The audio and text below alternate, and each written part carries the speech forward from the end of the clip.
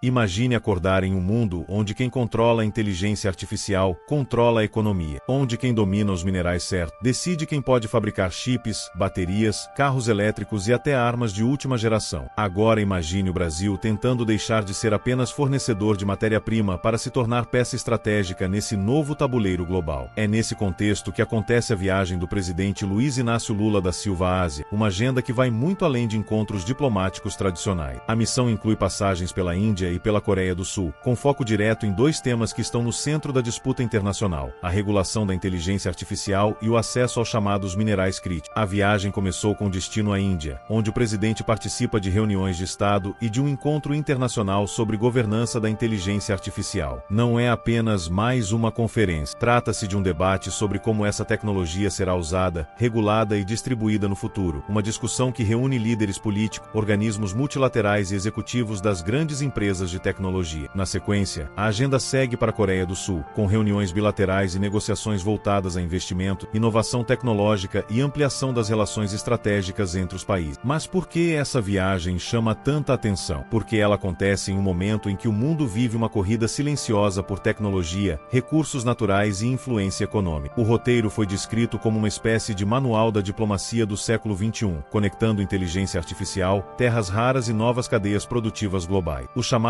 minerais críticos, como terras raras e outros insumos estratégicos, são essenciais para a transição energética, fabricação de semicondutores e desenvolvimento de tecnologias avançadas. Sem eles, não há economia digital, não há indústria verde e não há independência tecnológica. O Brasil, por sua vez, possui grandes reservas desses recursos e tenta transformar essa vantagem geológica em poder econômico e industrial, buscando desenvolver cadeias produtivas próprias em vez de apenas exportar matéria-prima. Durante a visita à Índia, a expectativa de assinatura de diversos acordos bilaterais, incluindo cooperação em minerais estratégicos e tecnologias avançadas, além de iniciativas em energia, defesa e agricultura. A lógica é clara: aproximar economias emergentes para reduzir vulnerabilidades em um cenário internacional marcado por tensões comerciais e rearranjos de poder. Esse movimento não surge do nada. Nos últimos anos, o Brasil vem ampliando parcerias tecnológicas com países asiáticos, inclusive com acordos anteriores de cooperação em inteligência artificial voltados à formação de talento, pesquisa conjunta e digitalização industrial. Ao mesmo tempo, a diplomacia brasileira tenta reposicionar o país como participante ativo na definição das regras globais, especialmente em temas como governança digital e cooperação entre países do chamado Sul Global, pauta já defendida em fóruns internacionais recentes. Na prática, isso revela uma mudança de abordagem: sair da posição tradicional de exportador de commodities e buscar um papel como parceiro tecnológico e industrial em cadeias de maior valor agregado. E é aí que a viagem deixa de ser apenas diplomática e passa a ser estratégica. Enquanto grandes potências disputam influência sobre chips, dados e minerais essenciais, o Brasil tenta negociar espaço próprio nesse novo mapa econômico, dialogando com diferentes polos de poder ao mesmo tempo. A questão que fica é: isso representa uma oportunidade histórica de reposicionamento ou um movimento arriscado em um cenário internacional cada vez mais competitivo? Porque, no século XXI, alianças econômicas não são apenas sobre comércio. Elas definem quem produz tecnologia e quem depende dela. Se a gente olhar com atenção para o cenário global, percebe que essa discussão vai muito além de diplomacia, acordos ou visitas oficiais. O que está em jogo é algo muito maior: quem vai definir as regras do próximo ciclo econômico do planeta. Durante décadas, o poder internacional foi medido por território, exércitos e produção industrial. Depois, passou a ser medido por inovação, tecnologia e capacidade financeira. Agora, estamos entrando em uma nova fase, em que três elementos se tornaram centrais: dados, energia limpa e matérias-primas estratégicas. E é exatamente aí que entram dois temas que dominam a agenda dessa viagem: inteligência artificial e minerais críticos. A inteligência artificial não é mais uma promessa distante. Ela já está reorganizando mercados de trabalho, redefinindo produtividade, alterando sistemas de defesa, impactando eleições, transformando educação, saúde, logística e praticamente todos os setores da economia. A discussão atual não é mais se ela vai mudar o mundo. Essa fase já passou. A pergunta agora é: quem vai controlar essa transformação? Quais países vão desenvolver tecnologia própria? Quais vão apenas consumir soluções criadas por outros? É por isso que a regulação da inteligência artificial virou um tema geopolítico. Não se trata apenas de ética digital ou proteção de dados. Trata-se de soberania tecnológica. Países que participam da construção dessas regras conseguem proteger suas indústrias, incentivar inovação local e evitar dependência externa. Países que ficam de fora acabam apenas importando tecnologia tecnologia, pagando por ela e se adaptando a padrões definidos por outro. Ao participar dessas discussões, o Brasil tenta garantir presença na mesa onde essas normas estão sendo desenhadas. Não é uma disputa ideológica, é uma disputa por relevância econômica nas próximas décadas. Agora, olhe para o segundo eixo da viagem, os minerais críticos. Pouca gente fala sobre eles no dia a dia, mas eles são a base invisível da transição tecnológica. São usados na fabricação de baterias de carros elétricos, turbinas eólicas, painéis solares, chips avançados, equipamentos militares, redes de comunicação e dispositivos eletrônicos. Em outras palavras, são fundamentais para a chamada economia verde e digital. Sem esses minerais, não existe descarbonização, não existe indústria de alta tecnologia, não existe autonomia energética. Hoje, a cadeia global desses recursos está concentrada em poucos países, o que cria dependência e risco estratégico para quem precisa importar. Essa concentração virou motivo de tensão internacional, porque nenhuma grande economia quer ficar vulnerável em setores considerados essenciais. O Brasil aparece nesse cenário como um país com grande potencial geológico ainda subexplorado, possui reservas importantes e, ao mesmo tempo, tenta atrair investimentos para transformar esse patrimônio natural em desenvolvimento industrial e não apenas em exportação bruta. Esse é um ponto crucial. Exportar minério gera receita imediata, mas desenvolver tecnologia de processamento, refino e aplicação gera muito mais valor, empregos qualificados e autonomia econômica. É justamente essa transição, de fornecedor de recursos para participante das cadeias tecnológicas, que está por trás das conversas feitas durante a viagem. Ao dialogar com países asiáticos, o Brasil busca cooperação em pesquisa, inovação, industrialização e infraestrutura. A Ásia, hoje, concentra alguns dos maiores polos industriais e tecnológicos do planeta. Aproximar-se desse centro significa tentar acelerar aprendizado, atrair capital e reduzir o tempo necessário para desenvolver setores estratégicos. Mas nada disso acontece em um ambiente neutro. O mundo atual vive um redesenho silencioso das relações internacionais. Cadeias produtivas estão sendo reorganizadas. Países buscam parceiros alternativos. Blocos econômicos tentam diminuir dependências consideradas perigosas. Há uma tentativa global de diversificar alianças. Nesse contexto, viagens diplomáticas como essa funcionam quase como movimentos de posicionamento em um tabuleiro que ainda está sendo montado. E aqui surge uma reflexão importante. O Brasil está tentando ocupar um espaço intermediário, dialogar com diferentes potências, manter autonomia, ampliar parcerias e evitar alinhamentos rígidos. Essa estratégia pode abrir portas, mas também exige equilíbrio constante, porque o cenário internacional está cada vez mais competitivo e sensível. Não se trata apenas de fechar acordo, trata-se de navegar em um ambiente onde tecnologia, recursos naturais e influência política estão profundamente conectados. O que antes parecia distante da vida das pessoas, debates sobre semicondutores, inteligência artificial ou minerais estratégicos, hoje influencia diretamente emprego, custo de energia, acesso à tecnologia e crescimento econômico. E é por isso que essa viagem desperta interesse. Ela não é apenas sobre encontros oficiais ou discursos diplomáticos. Ela reflete uma tentativa de responder a uma pergunta que muitos países ainda estão tentando resolver. Como se posicionar em um mundo onde o poder não depende só de território, mas de conhecimento,